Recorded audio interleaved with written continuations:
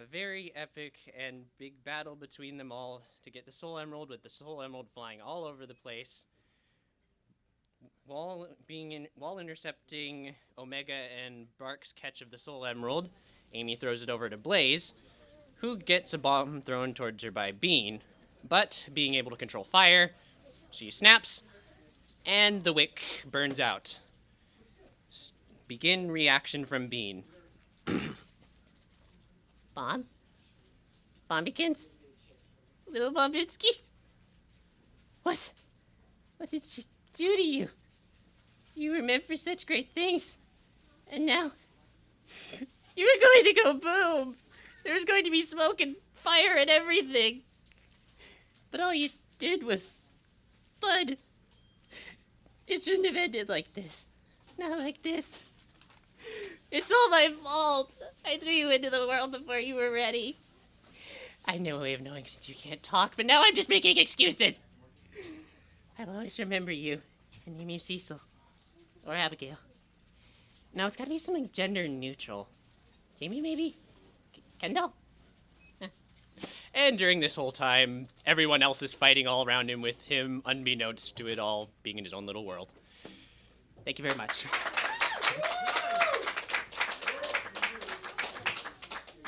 Are we rolling?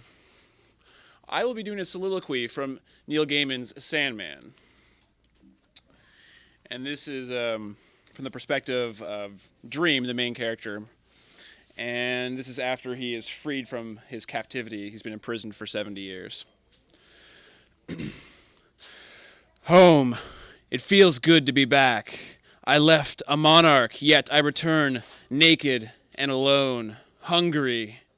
Weakened, I clutch a passing dream. First food. My first food in 70 years. I'm so hungry, I don't even taste it. First food, then clothing. I am weak, lacking my tools. Still, I imagine the texture of fabric against my skin, sculpted from dream space. It has been so long. There, that's 2 of 3. I have food and raiment. I need the tools stolen from me by my former captor. He will give them to me, and he will give me the other thing I crave. Revenge!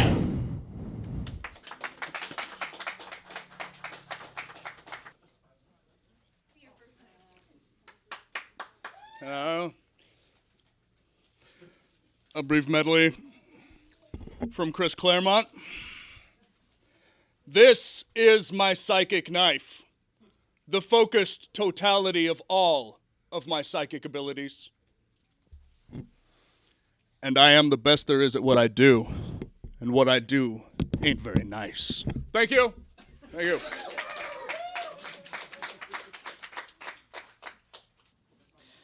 Okay, hello.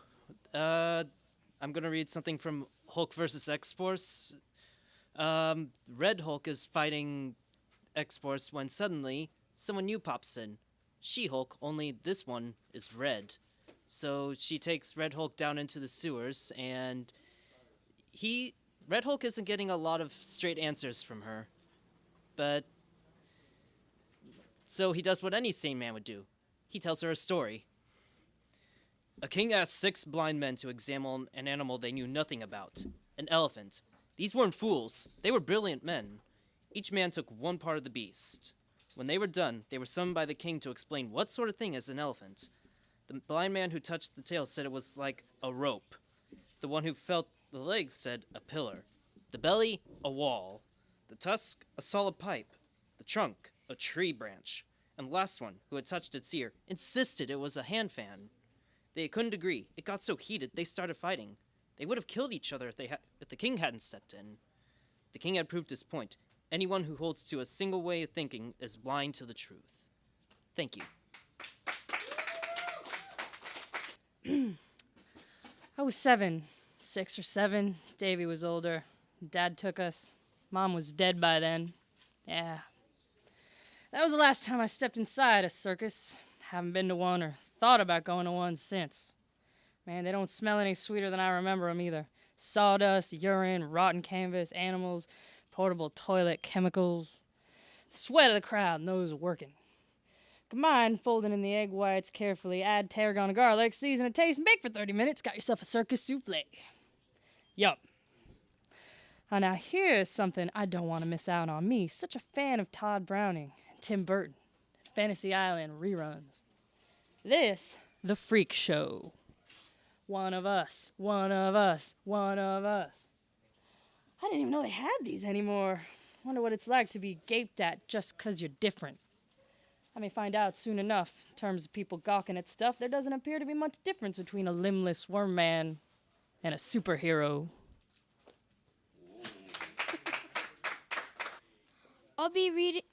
I will be reading from Tintin. Snowy, good old Snowy. How did you get in here? It must have been one of those two scoundrels. Shh! Listen. We're sailing for an unknown destination, but it's no good rotting away down here. Snowy, bite through these ropes and we'll take the first chance we get to say goodbye to these pirates. I'm done.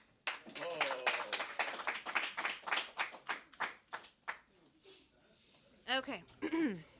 So I'm going to be Buffy, she's going to be Dawn. This is so much better. God help us. All right, ready? Okay. I'm going to start there. Okay. Thought I'd come and see you. 'Cause Xander made you? What are you talking about? Is Willow called? I'm sure she will soon. It's you. Oh, that's me. But if you told me about it, I could at least get some of the apprentice witches. I'm not talking to you about it. But you'll talk to Willow? Willow understands. She taught me a lot, especially when you were dead. Taught you a lot of what?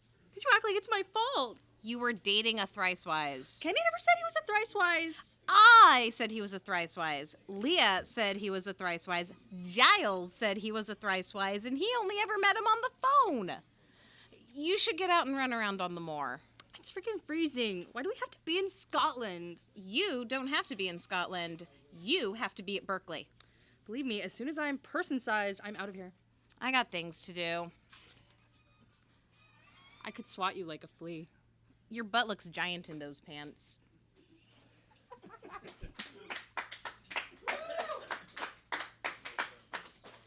next line, Muppety Odin. Forgot about that.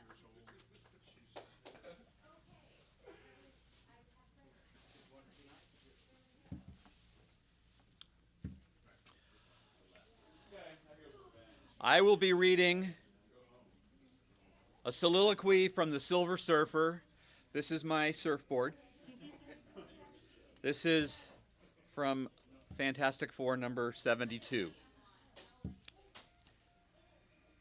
Wherever I travel, o'er the face of this battle-scarred planet, I find ever-increasing examples of man's inhumanity to his fellow man. Here on the fairest of all worlds, here where mortals could create a living utopia, the very air I breathe seems tainted with the arid stench of bigotry, hatred, greed, and oppression.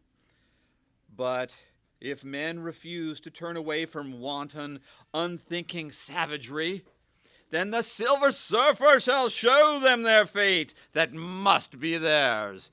The only way to make them cease their constant warring is to provide for them a common foe. Let them unite to battle me, the ultimate enemy.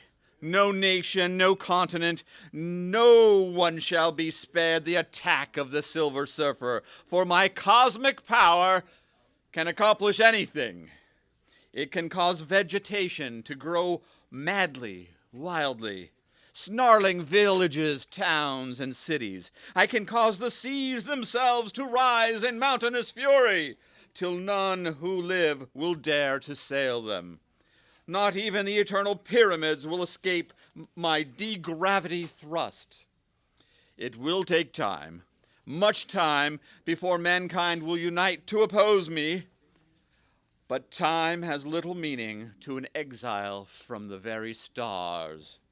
Now here, over the concrete vastness of New York, I shall begin my sonic skydive. And when I am done with the world, the world will know at last that without love, Without brotherhood, there can only be turmoil and final destruction.